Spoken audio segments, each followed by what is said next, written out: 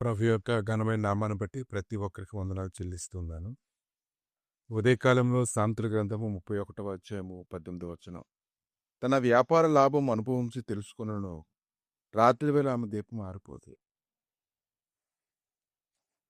రాబోయే కాలం గురించి ఒక గ్రహింపు కలిగినటువంటి ఒక స్త్రీ తన కుటుంబాన్ని ఎలా ఉంచుకుంటుందనే దాని గురించి గాని ఆలోచన చేసినట్లయితే, ఆమె చూడగలిగేటువంటి ప్రతీదీ కూడా చీకటి లేకుండా స్పష్టంగా చూడడానికి తన యొక్క దృష్టిని సరిగా ఉంచుకుంటుందనే దాని గురించి ఉదయకాలను ప్రభువు మాట్లాడుతూ ఉన్నారు. మత్తయి సువార్త 6వ అధ్యాయము 19 నుంచి కొన్ని వచనాలు చూసినప్పుడు, దేహమునకు దీపము కన్నే గనుక నీ కన్ను తేటగా ఉండిన యెడల నీ దేహమంతా వెలుగుమయమైయుండును. కనుక ప్రభు యొక్క వాక్యాన్ని వింటున్న కొద్దీ ప్రతి ఒక్కరు కనులు తెరవబడుతూ ఉంటాయి. వారి హృదయంలోని వెలుగు కుమ్మరించబడుతూ ఉంటుంది.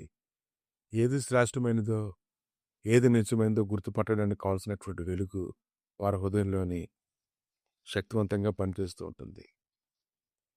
కనుక ఒక కుటుంబాన్ని కట్టుకోవడం అంటే ఒక చిన్న విషయం అయితే ఏం కాదు.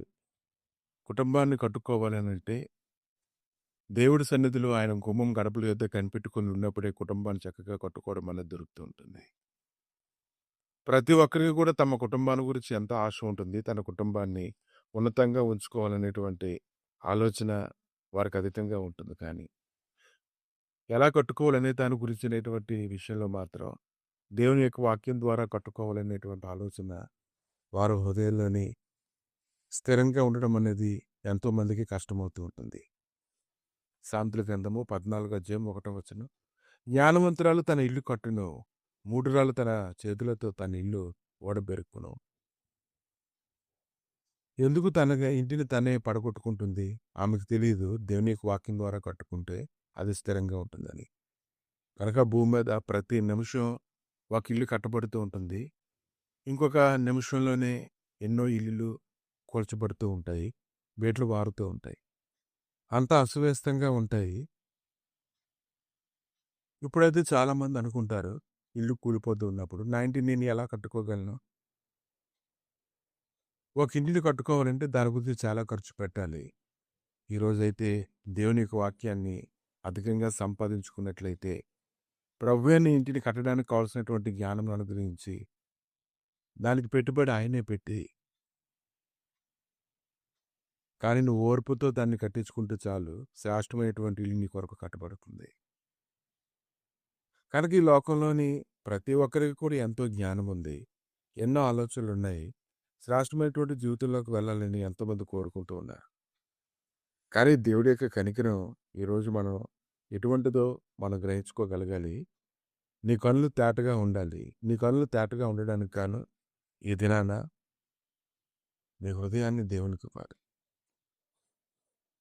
కనుక కొండ మీద ఉండేటువంటి పట్టణం గురించి అతను మాట్లాడుతూ ఉన్నప్పుడు, మీరు లోకమునకు వెలుగై ఉన్నారు, కొండ మీద ఉండే పట్టణం మరుగై ఉండనేరదు.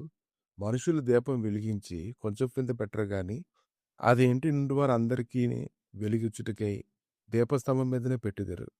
మనుషులు మీ సత్క్రియలను చూచి పరలోకమందున మీ తండ్రిని మహిమపరచునట్లు వారి ఎదుట మీ వెలుగు ప్రకాశింపనీయుడి. కనుక ప్రతి కుమార్తె కూడా తమ కుటుంబాలను కట్టుకునేటప్పుడు దేవుని యొక్క వాక్యం సమృద్ధిగా పొందుకోవడానికి గాను నిరంతరము పనిచేయండి. వాక్యంలోను, ప్రార్థనలోను, సహవాసంలోను వారిని కట్టుకోవాలి. ముఖ్యంగా స్త్రీలకి అధికమైనటువంటి పనులు ఎక్కువగా కలిగి ఉంటారు. వారు సమయానికి భోజనం చేయలేరు, సమయాన్ని నిద్రపోలేరు, పని చేస్తూనే ఉంటారు.